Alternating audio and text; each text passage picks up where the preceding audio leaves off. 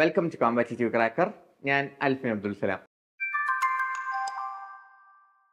നമ്മൾ ഇന്ന് എത്തിയിരിക്കുന്നത് നെറ്റ് ഇംഗ്ലീഷിലെ ഏറ്റവും ഇമ്പോർട്ടൻ്റ് ടോപ്പിക്സിൽ ഒന്നായിട്ടുള്ള പീരിയഡ്സിൽ വിക്ടോറിയൻ പീരിയഡിനെ പറ്റി ഡിസ്കസ് ചെയ്യാൻ വേണ്ടിയാണ്. നമുക്കറിയാം, നെറ്റിൽ ഇംഗ്ലീഷ് സിലബസിൽ നമ്മൾ പഠിക്കുമ്പോൾ അല്ലെങ്കിൽ നമ്മൾ അത് നോക്കി പോകുമ്പോൾ ഏറ്റവും കൂടുതൽ നമ്മൾ എടുക്കുന്ന പോയിന്റ് ഓഫ് വ്യൂ എന്താണ്? എറകൾ, periods of literature from old English to post modern English and Indian English, അങ്ങനെയുള്ള എറകളായിട്ട് തിരിച്ച് കാലഘട്ടത്തിനെ അനുസൃതമാക്കിയാണ് നമ്മൾ പഠനം നടത്തുന്നത് നെറ്റിന് വേണ്ടിയിട്ട്. ഈ എറകളിൽ തന്നെ ഏറ്റവും ഇമ്പോർട്ടൻ്റ് ആയിട്ടുള്ള എറകളിൽ ഒന്നാണ് വിക്ടോറിയൻ എറ അല്ലെങ്കിൽ വിക്ടോറിയൻ പീരീഡ്. ഈ വിക്ടോറിയൻ പീരീഡിലെ മേജർ പോയറ്റ്സ് ആരൊക്കെ, ഓതേഴ്സ് ആരൊക്കെ, പ്ലേ റൈറ്റ്സ് ആരൊക്കെ, ഇവരുടെ തീംസ് എന്തൊക്കെ, ഈ തീംസിനെ ഇൻഫ്ലുവൻസ് ചെയ്ത പൊളിറ്റിക്കൽ ബാക്ക്ഗ്രൗണ്ട് എന്ത്, ഹിസ്റ്റോറിക്കൽ ബാക്ക്ഗ്രൗണ്ട് എന്ത്, ലിറ്റററി ബാക്ക്ഗ്രൗണ്ട് എന്ത്, and scientific and intellectual backgrounds എന്ത്, വിക്ടോറിയൻ എറയെ ഡീമാർക്കേറ്റ് ചെയ്യുന്ന എലമെന്റ്സ് എന്തൊക്കെ എന്നാണ് നമ്മൾ ഇന്ന് ഡിസ്കസ് ചെയ്യാൻ പോകുന്നത്. അപ്പോൾ നമുക്ക് ടൈം വേസ്റ്റ് ചെയ്യേണ്ട, let's get into the topic. Victorian period. Victorian period 1837 മുതൽ 1901 വരെ, 1837 ടു 1901 സ്പ്രെഡ് ചെയ്ത് കിടക്കുന്ന ടൈം പീരീഡിനാണ് നമ്മൾ എന്തെന്ന് വിളിക്കുന്നത്? വിക്ടോറിയൻ എറ എന്ന് വിളിക്കുന്നത്. ഈ വിക്ടോറിയൻ പീരീഡ് ഓഫ് ലിറ്ററേച്ചർ എന്താണ്? 19th സെഞ്ചുറി ലിറ്ററേച്ചർ എന്നും അറിയപ്പെടുന്നുണ്ട്. എന്തുകൊണ്ടാണ് 19th സെഞ്ചുറി? 1837 മുതൽ 1901 വരെ നീണ്ടു നിൽക്കുന്നത് കൊണ്ടാണ് ഇതിനെ 19th സെഞ്ചുറി ലിറ്ററേച്ചർ അല്ലെങ്കിൽ 19th സെഞ്ചുറി ലിറ്ററേച്ചർ എന്ന് നമ്മൾ വിളിക്കുന്നത്. അതിന്റെ മറ്റൊരു പേരാണ് വിക്ടോറിയൻ എറ അല്ലെങ്കിൽ Victorian period of literature. This is the reign of Queen Victoria. Queen Victoria 1837 ഭരണം തുടങ്ങുമ്പോൾ മുതൽ 1901 മരണപ്പെടുമ്പോൾ വരെയുള്ള കാലഘട്ടത്തിനെയാണ് നമ്മൾ വിക്ടോറിയൻ പീരീഡ് എന്ന് പറയുന്നത്. ക്വീൻ വിക്ടോറിയ ഭരിച്ചിരുന്നത് കൊണ്ടാണ് വിക്ടോറിയൻ പീരീഡ് എന്നുള്ള പേര് ഈ കാലഘട്ടത്തിന് വന്നിരിക്കുന്നത്. 1837 മുതൽ 1901 വരെയുള്ള ഈ വിക്ടോറിയൻ പീരീഡിൽ ഭരിച്ചിരുന്ന ക്വീൻ വിക്ടോറിയയാണ് അന്ന് വരെ ഏറ്റവും കൂടുതൽ നാൾ ഭരിച്ചിട്ടുള്ള ഭരണാധികാരി. ക്വീൻ വിക്ടോറിയയാണ് ഏറ്റവും ലോങ്ങസ്റ്റ് റെയിനിങ് ക്വീൻ അല്ലെങ്കിൽ എംപറർ അല്ലെങ്കിൽ മോണാർക്ക് ഓഫ് ഇംഗ്ലണ്ട്. അപ്പോൾ 1837 മുതൽ 1901 വരെ വിക്ടോറിയൻ പീരീഡ്. വിക്ടോറിയൻ പീരീഡിന് പേര് വരാൻ കാരണം ക്വീൻ വിക്ടോറിയ ഭരിച്ചിരുന്നത് കൊണ്ട്. And it is also known as 19th century literature. ഇനി എന്തൊക്കെയാണ് ഇതിലെ മേജർ ഡിസ്റ്റിങ്ഷൻസ്? ഇതിൽ കൂടുതലുമുണ്ട്, എങ്കിലും 19th സെഞ്ചുറിയെ സ്റ്റെപ്പ് അസൈഡ് ചെയ്യുന്ന അല്ലെങ്കിൽ കീപ്പ് അസൈഡ് ചെയ്യുന്ന ഇമ്പോർട്ടൻ്റ് ആയിട്ട് വെക്കുന്ന രണ്ട് എലമെന്റ്സ് ആണ് class distinctions and gender Rolls. ഇവ നമുക്ക് ആ കാലഘട്ടത്തിൽ 19ാം നൂറ്റാണ്ടിലെ വിക്ടോറിയൻ പീരീഡിൽ നമുക്ക് കാണാൻ പറ്റിയിരുന്ന രണ്ട് സോഷ്യൽ എലമെന്റ്സ് ആണ്. എന്തുകൊണ്ട് നമ്മളിത് സ്പെഷ്യലായി ഡിസ്കസ് ചെയ്യുന്നു? കാരണം class distinctions and gender roles influenced Victorian literature. Victorian ലിറ്ററേച്ചറിനെ വളരെയധികം ഇൻഫ്ലുവൻസ് ചെയ്തിരുന്ന രണ്ട് സോഷ്യൽ എലമെന്റ്സ് ആണ് എന്തൊക്കെ? ജെൻഡർ റോളും ക്ലാസ് ഡിസ്റ്റിങ്ഷൻസും of Victorian period. Let's move on to it. എന്തൊക്കെയാണ് ഹിസ്റ്റോറിക്കൽ എലമെന്റ്സ്? എന്തൊക്കെയാണ് ചരിത്രപരമായിട്ട് വിക്ടോറിയൻ പീരീഡിൽ മെയിൻ ആയിട്ട് അല്ലെങ്കിൽ ഇമ്പോർട്ടൻ്റ് ആയിട്ട് നടന്നിട്ടുള്ള കാര്യങ്ങൾ എന്തൊക്കെയാണ്? Industrial revolution, expansion of the British empire എന്നിവയാണ് ഹിസ്റ്റോറിക്കൽ ബാക്ക്ഗ്രൗണ്ടിൽ വിക്ടോറിയൻ പീരീഡിനെ ഇൻഫ്ലുവൻസ് ചെയ്ത മേജർ രണ്ട് കാര്യങ്ങൾ. ഇനി ആദ്യം തന്നെ ഇൻഡസ്ട്രിയൽ റെവല്യൂഷൻ. നമുക്കറിയാം ഇൻഡസ്ട്രിയൽ റെവല്യൂഷനിൽ എന്താണ് സംഭവിച്ചത്? ഇൻഡസ്ട്രിയൽ റെവല്യൂഷനിൽ ഒരു അഗ്രേറിയൻ എക്കോണമി എന്തായിട്ട് മാറി? ഒരു ഇൻഡസ്ട്രിയൽ എക്കോണമി ആയി മാറി. പ്രിന്റിംഗ് പ്രസ് വന്നതിന് പുറമെ, സ്റ്റീം എഞ്ചിന്റെ കണ്ടുപിടുത്തത്തിന് പുറമെ ഒരു ഫാക്ടറി വൽക്കരണം അല്ലെങ്കിൽ ഒരു ഇൻഡസ്ട്രിയലൈസേഷന്റെ പീക്ക് കണ്ട കാലഘട്ടമായിരുന്നു 19th സെഞ്ചുറി അല്ലെങ്കിൽ വിക്ടോറിയൻ പീരീഡ്. ഈ കാലഘട്ടത്തിലാണ് ഇൻഡസ്ട്രിയൽ റെവല്യൂഷന്റെ ഈ കാലഘട്ടത്തിൽ എന്ത് വന്നു? അതിൻ്റെതായ സോഷ്യൽ ചേഞ്ചസ് വന്നു. നമുക്കിവിടെ നോക്കിയാൽ കാണാം rise of factories and new technologies, steam engines, telegraph ഒക്കെ കാണപ്പെടുന്നത് അല്ലെങ്കിൽ പ്രൊഡ്യൂസ് ചെയ്യപ്പെടുന്നത് ഏത് കാലഘട്ടത്തിലാണ്? 19th സെഞ്ചുറിയിലാണ്. ഇതിൽ വന്നിരിക്കുന്ന സോഷ്യൽ ചേഞ്ചസ് എന്തൊക്കെയാണ്? ക്ലാസ് സ്ട്രക്ചർ മാറി. അതുവരെ ഉണ്ടായിരുന്ന ക്ലാസ് സ്ട്രക്ചർ മാറി. ഒരു 3 ഫേസ്ഡ് ക്ലാസ് സ്ട്രക്ചർ ആയിട്ട് മാറി. എന്ത്? Working class, lower class and upper class. അങ്ങനെയുള്ള ഒരു സോഷ്യൽ സ്ട്രക്ചറിലേക്ക് പുതിയൊരു ക്ലാസ്, എന്താണ്, മിഡിൽ ക്ലാസ് വന്ന് ചേരുകയാണ്. എവിടെ? നമ്മുടെ 19th സെഞ്ചുറിയിൽ. അതേപോലെ തന്നെ മിഡിൽ ക്ലാസ് ഡെവലപ്പ് ചെയ്ത് വരുമ്പോൾ വർക്കിംഗ് ക്ലാസ് എന്താണ്? വർക്കിംഗ് ക്ലാസിന്റെ ലൈഫ് സ്റ്റൈല് വീണ്ടും താഴോട്ട് പോയിക്കൊണ്ടിരിക്കുകയായിരുന്നു, ഡിറ്റീരിയറേറ്റ് ചെയ്ത് പോയിക്കൊണ്ടിരിക്കുകയായിരുന്നു. ഇങ്ങനെയുള്ള ഒരു ക്ലാസ് സ്ട്രക്ചറിൽ വന്നിട്ടുള്ള ചേഞ്ച് എന്തിനെ ഇൻഫ്ലുവൻസ് ചെയ്തിട്ടുണ്ട്? വിക്ടോറിയൻ എറയെ വളരെ സാരമായിട്ട് തന്നെ ഇൻഫ്ലുവൻസ് ചെയ്തിട്ടുണ്ട്. അർബനൈസേഷൻ എന്ന് പറഞ്ഞാൽ എന്താണ്? Development of cities like what? Manchester and Birmingham. ഇതെല്ലാം എന്താണ്? പുതിയതായിട്ട് വളർന്നു വന്ന സിറ്റീസ് ആണ്. ഫാക്ടറികൾ വന്നു, ഇൻഡസ്ട്രികൾ വന്നു, ഇൻഡസ്ട്രിയലൈസേഷൻ സംഭവിച്ചു. അങ്ങനെ എന്താണ്? സിറ്റികളുടെ രൂപത്തിന് മാറ്റം സംഭവിച്ചു. അങ്ങനെ എന്താണ്? ജിയോ ലൊക്കേഷൻസ് എന്തായി? സിറ്റികളായിട്ട് രൂപപ്പെടാൻ തുടങ്ങി. സിറ്റികളിലേക്ക് എവിടുന്ന്? ഔട്ട്സ്കേർട്സിൽ നിന്നും, റൂറൽ ഏരിയാസിൽ നിന്നും അർബൻ ഏരിയാസിലേക്ക് ആളുകൾ സെറ്റിൽ ചെയ്യാൻ തുടങ്ങി, ജോലി അന്വേഷിച്ച് വരാൻ തുടങ്ങി. Working class രൂപീകരിക്കപ്പെട്ടു. വർക്കിംഗ് ക്ലാസ്സുകൾ അല്ലെങ്കിൽ അവിടെ വെളിയിൽ നിന്ന് എത്തിച്ചേർന്നവർ തിങ്ങിപ്പാർക്കുന്ന സ്ലമ്മുകളും രൂപീകരിക്കാൻ തുടങ്ങി. എവിടെ? 19th സെഞ്ചുറിയിൽ. എന്തിനോടനുബന്ധിച്ച്? ഇൻഡസ്ട്രിയൽ റവല്യൂഷനോടനുബന്ധിച്ച്. അപ്പൊ ഇൻഡസ്ട്രിയൽ റവല്യൂഷനുമായിട്ട് ബന്ധപ്പെട്ട് എന്തൊക്കെയാണ് സംഭവിച്ചത്? അർബനൈസേഷൻ സംഭവിച്ചു, ക്ലാസ് സിസ്റ്റത്തിൽ വ്യത്യാസം വന്നു, വർക്കിംഗ് ക്ലാസ്, മിഡിൽ ക്ലാസ് രൂപീകരിക്കപ്പെട്ടു. ഇതൊക്കെയാണ് എന്ത്? മേജറായിട്ട് ഇൻഡസ്ട്രിയൽ റവല്യൂഷനിൽ ബന്ധപ്പെട്ടുകൊണ്ട് 19th സെഞ്ചുറിയിൽ വിക്ടോറിയൻ പീരീഡിൽ സംഭവിച്ച സാമൂഹിക മാറ്റങ്ങൾ. ഇനി ഹിസ്റ്റോറിക്കലി എന്താണ്? Expansion of the British Empire.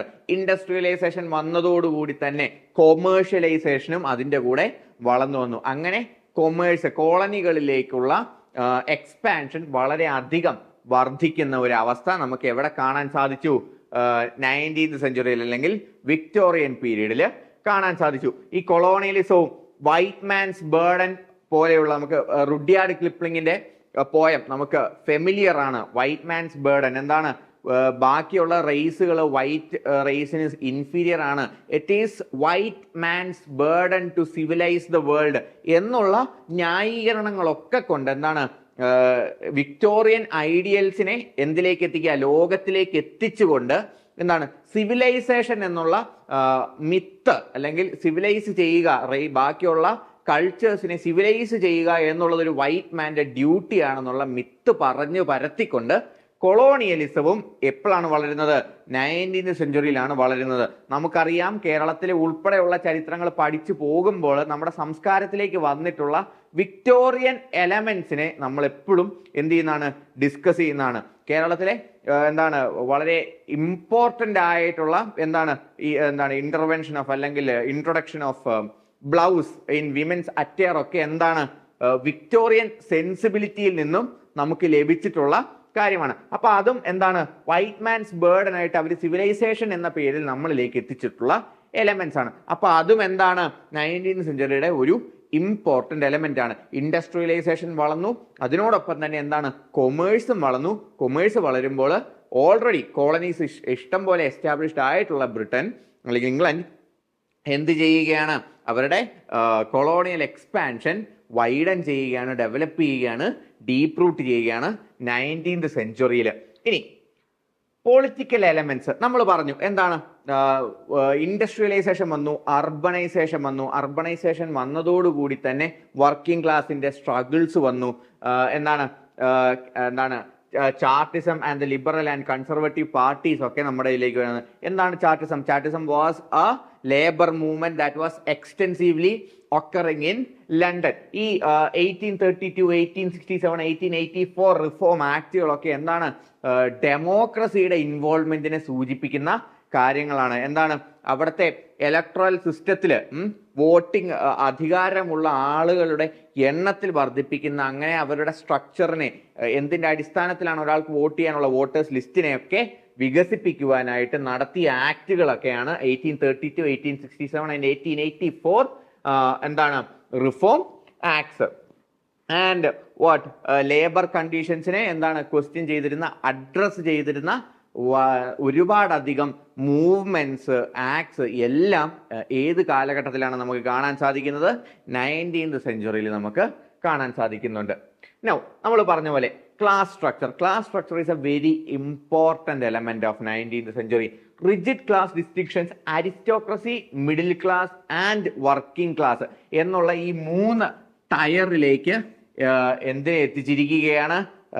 യൂറോപ്പിന്റെ അല്ലെങ്കിൽ ഇംഗ്ലണ്ടിന്റെ ക്ലാസ് സ്ട്രക്ചർ മാറിയിരിക്കുകയാണ്. ഇതില് ന്യൂലി ഫോംഡ് മിഡിൽ ക്ലാസും ന്യൂലി ഫോംഡ് വർക്കിംഗ് ക്ലാസും എന്ത് ചെയ്തു? നമ്മുടെ 19th സെഞ്ചുറി ലിറ്ററേച്ചറിന്റെ അല്ലെങ്കിൽ 19th സെഞ്ചുറി സെൻസിബിലിറ്റിയുടെ ഗ്രൗണ്ട്സ് ഡിഫൈൻ ചെയ്യുന്നതിൽ എന്താണ് വളരെ ഇൻഫ്ലുവൻഷ്യൽ ആയിട്ടുള്ള എലമെന്റ് ആയിട്ട് മാറി. ഈ എന്താണ് വിക്ടോറിയൻ പീരീഡിൽ വന്നിട്ടുള്ള middle class emerged as a powerful social force emphasising values like respectability and moral duty. നമുക്ക് ഓസ്കാർ വൈൽഡിലേക്കൊക്കെ എത്തുമ്പോൾ നമുക്ക് കാണാൻ സാധിക്കുന്ന എലമെന്റ്സ് ആണ് എന്ത്? വിക്ടോറിയൻ മോറാലിറ്റി അല്ലെങ്കിൽ വിക്ടോറിയൻ സിവിലൈസേഷൻ അല്ലെങ്കിൽ എന്താണ് ഫേക്ക് ഐഡന്റിറ്റി എന്നൊക്കെ ഓസ്കാർ വൈൽഡ് എന്താണ് ക്വസ്റ്റ്യൻ ചെയ്തിട്ടുള്ള, മോക്ക് ചെയ്തിട്ടുള്ള, സറ്റേറിക്കലി ക്വസ്റ്റ്യൻ ചെയ്തിട്ടുള്ള എന്താണ് വിക്ടോറിയൻ മോറൽ ഡ്യൂട്ടി, റെസ്പെക്റ്റബിലിറ്റി എന്നുള്ള എലമെന്റ്സ് എല്ലാം എന്തിനോട് കൂടെ വന്നതാണ്? മിഡിൽ ക്ലാസിന്റെ എമർജൻസിനോടൊപ്പം തന്നെ 19th സെഞ്ചുറി സൊസൈറ്റിയിലേക്ക് കടന്നുകൂടിയിട്ടുള്ള എലമെന്റ്സ് ആണ് ഇവയൊക്കെ. Okay, and moving on to the next point, gender roles. എന്താണ്? As 19th century developed there was a strife of gender roles, male and female. നമുക്കറിയാം ഇൻഡസ്ട്രിയൽ റെവല്യൂഷൻ വന്നു. ഇൻഡസ്ട്രിയൽ റെവല്യൂഷൻ വരുന്നത് വരെ masculinity അല്ലെങ്കിൽ emasculinity അല്ലെങ്കിൽ strength, male muscle സ്ട്രെങ്തിനെ base ചെയ്ത് കിട്ടിയിരുന്ന പ്രിവിലേജ് അവർ എന്തിലേക്ക് മാറ്റുകയാണ്? ഒരു സോഷ്യൽ സിസ്റ്റത്തിലേക്ക് മാറ്റുകയാണ്. അതിനെതിരെയുള്ള ചോദ്യങ്ങളും വരുന്ന ഒരു കാലഘട്ടമായിട്ടാണ് നമുക്ക് 19th സെഞ്ചുറിയെ നമുക്ക് കാണാൻ സാധിക്കുന്നത്. ബ്രോണ്ടെ സിസ്റ്റേഴ്സിന്റെ ഒക്കെ വർക്കുകളിൽ നമുക്ക് ഈ ക്വസ്റ്റ്യൻ കാണാൻ സാധിക്കും. ഏഞ്ചൽ ഇൻ ദ ഹൗസ്, എന്താണ്? കുലസ്ത്രീ കോൺസെപ്റ്റ് പോലെയുള്ള angel in the house concept ഒക്കെ കൊണ്ടുവന്നുകൊണ്ട് എന്താണ് women are men to be indoors എന്നുള്ള ഐഡിയൽസ് വളർന്നു വരുന്നത്. അല്ലെങ്കിൽ chastised woman, woman of insights അല്ലെങ്കിൽ woman who belongs to house holds എന്നുള്ള ഐഡിയ വരുന്നത് 19th സെഞ്ചുറിയിലാണ്. അതിനോടൊപ്പം തന്നെ എന്താണ് അതിന് എതിരെ ഉള്ള, അതിനെ എന്താണ് ലിബറേറ്റ് ചെയ്യണമെന്നുള്ള മൂവ്മെന്റ്സും ലിറ്ററേച്ചറും ഒക്കെ വന്നിരുന്നതും ഏത് കാലഘട്ടത്തിലാണ്? 19th സെഞ്ചുറി ലിറ്ററേച്ചറിലാണ്, വിക്ടോറിയൻ പീരിയഡിലാണ്. Now religious context. What happened to religious context? What happened to religion in the Victorian period?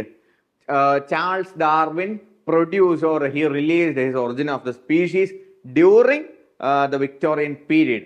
And in it, the question of religion versus science aggravated. എന്താണ് 19th സെഞ്ചുറിയിൽ വിക്ടോറിയൻ പീരീഡിലാണ് അല്ലെങ്കിൽ മതവിശ്വാസവും ശാസ്ത്രബോധവും തമ്മിലുള്ള ഒരു contrast, ഒരു question, ഒരു dialogue ഏറ്റവും കൂടുതൽ ശക്തി പ്രാപിക്കുന്നത്.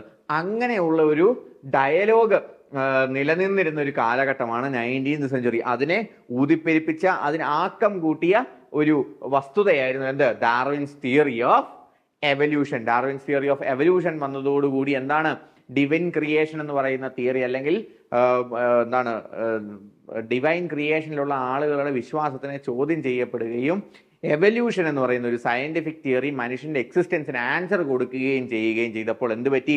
Religious ഇൻസ്റ്റിറ്റ്യൂഷൻസിന്റെ value, prominence കുറഞ്ഞു വന്നു. അവിടെ എന്തും വന്നു? A dialogue between reason and ഫെയ്ത്തും എവിടെ വന്നു? 19th സെഞ്ചുറിയിൽ അല്ലെങ്കിൽ വിക്ടോറിയൻ പീരീഡിൽ വന്നു. Literary styles. Now moving on to literature. എന്തൊക്കെയാണ് ലിറ്ററേച്ചറിൽ 19th സെഞ്ചുറി അല്ലെങ്കിൽ വിക്ടോറിയൻ പീരീഡിൽ വന്ന വ്യത്യാസങ്ങൾ? Realism. What is realism? Focusing on everyday life or social issues. എന്താണ്? As society developed, as community developed, as industrialisation gave way to urbanisation, people were more materialistic. നമ്മൾ പറഞ്ഞു scientific temper അല്ലെങ്കിൽ scientific development മുമ്പിൽ വന്നപ്പോൾ എന്താണ് മനുഷ്യന്റെ കാഴ്ചപ്പാട്, meaning of ലൈഫിനോടുള്ള ചോദ്യത്തിൽ ചേഞ്ച് വന്നപ്പോൾ എന്താണ്, മെറ്റീരിയലിസത്തിലേക്കും ആളുകൾ മാറാൻ തുടങ്ങി. ആഫ്റ്റർ ലൈഫ് അല്ലെങ്കിൽ വാട്ട് ഈസ് ആഫ്റ്റർ ലൈഫ് എന്നുള്ളതിനെ മാറ്റി നിർത്തിക്കൊണ്ട് ദിസ് ഈസ് ലൈഫ്, ഇവിടെ ഉള്ളതാണ് ജീവിതം എന്നുള്ള കാഴ്ചപ്പാട് ഉരുത്തിരിഞ്ഞു വരുന്നത് 19th സെഞ്ചുറിയിലാണ്, വിക്ടോറിയൻ പീരീഡിലാണ്. അങ്ങനെ വന്നപ്പോൾ എന്താണ്, അവര് ലിറ്ററേച്ചർ എന്താണ്, സോഷ്യൽ ഇഷ്യൂസിനെ പറ്റി ഡിസ്കസ് ചെയ്യുന്ന, എവരിഡേ ലൈഫിനെ പറ്റി ഡിസ്കസ് ചെയ്യുന്ന, അവരുടെ ദൈനംദിന ജീവിതത്തെ പറ്റി ഡിസ്കസ് ചെയ്യുന്ന എലമെന്റ്സ് ആയിട്ട് ലിറ്ററേച്ചറിലേക്ക് മാറി. അങ്ങനെയാണ് എന്ത് വരുന്നത്, റിയലിസം വരുന്നത്. നമുക്ക് കാണാൻ സാധിക്കും George Eliot, Mary Ann Evans, നമ്മൾ പറഞ്ഞു വിമന്റെ റൈറ്റിങ്ങിന് ഇമ്പോർട്ടൻസ് ഉള്ള ടൈം പീരീഡ് ആണ് എന്ത്, വിക്ടോറിയൻ എറ. അതിനോടൊപ്പം തന്നെ ജെൻഡർ റോൾസും നിലനിന്നിരുന്ന ഒരു കാലഘട്ടമായിരുന്നു വിക്ടോറിയൻ എറ. അതുകൊണ്ട് തന്നെയാണ് എന്ത്, മേരി ആൻ ഇവാൻസ് എന്ന സ്ത്രീ ജോർജ് എലിയറ്റ് എന്നുള്ള ഒരു തൂലികാനാമത്തിൽ, ഒരു പുരുഷന്റെ തൂലികാനാമത്തിൽ എന്താണ് ലിറ്ററേച്ചർ പ്രൊഡ്യൂസ് ചെയ്തുകൊണ്ടിരുന്നത്. ആൻഡ് ഓതേഴ്സ് ലൈക്ക് ചാൾസ് ഡിക്കൻസിന്റെ 2 Cities, Pickwick Papers, Oliver Twist, Great Expectations എല്ലാം എന്താണ്, was focusing on everyday life and social issues. എന്താണ്,